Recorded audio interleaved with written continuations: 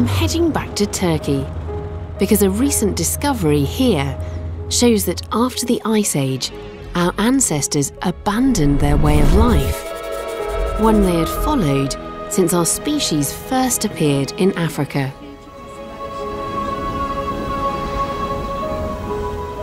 And what happened here still defines our world today.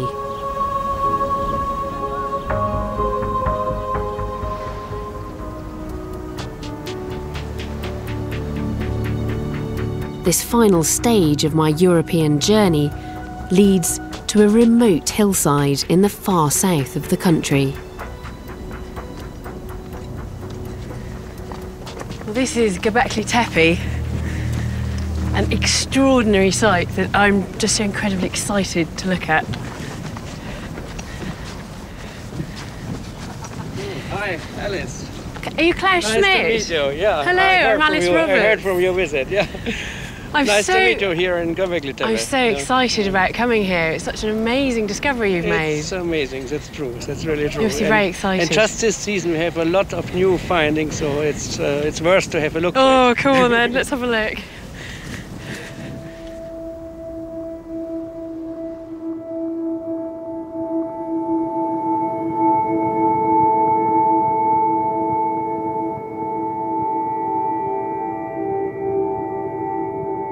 Gobekli Tepe is 12,000 years old, over twice as old as the pyramids.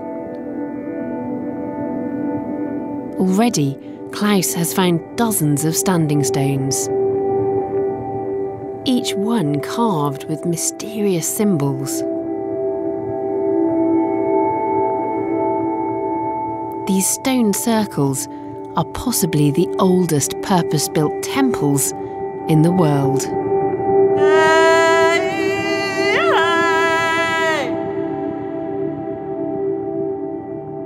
Sometimes there are arms and hands and fingers depicted, so it's very clear that the T part is a human head in profile and the shaft of the pillar is a human body.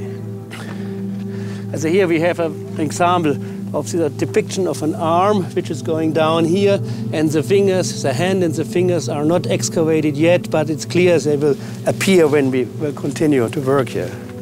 So you've got a circle of smaller T-shaped pillars and then two enormous ones in the centre. It's always the same. There are two in the centre which are very big and freestanding, surrounded by smaller but similar ones.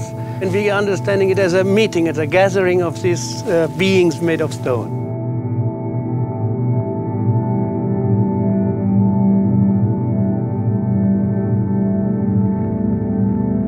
Here now we have the most interesting reliefs. Oh, wow. Ibis, snake, and a vulture.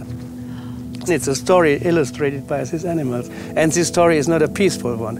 A scorpion, snake, and so on. So our model for the function of all this installation is they had been made for burial reasons, to bring the dead bodies to open places, and so vultures are eating the flesh and other birds. So you think this might have been a site for these sky burials, yes, where people are left out in the open to be picked clean by vultures? Yeah, that's our model. And these are the vultures? These are the vultures, yeah. It almost looks like hieroglyphics. Maybe pre-hieroglyphic messages or Stone Age hieroglyphic.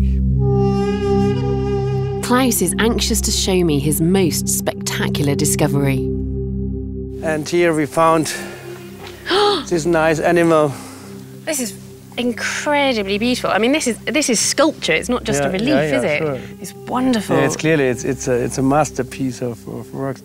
It makes you rethink the Stone Age, doesn't it? I mean, you tend to think of hunter-gatherers as being, I don't know, fairly crude in some ways, and not necessarily capable of producing artifacts that beautiful.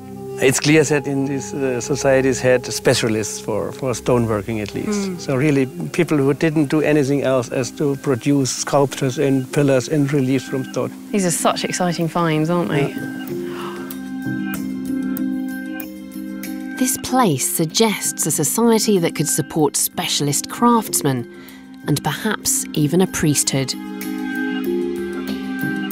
It was the beginning of a totally new way of life, These are sites of settled hunters. So it was a high culture of hunters here, which was nearly exploding in the 10th millennium. So it's still a hunter-gatherer society in its structures and in its buildings, its monuments. But there was another very important difference between these hunter-gatherers and any of their predecessors. They were settling down, abandoning their nomadic lifestyle. A huge shift which would help spark a Europe-wide revolution.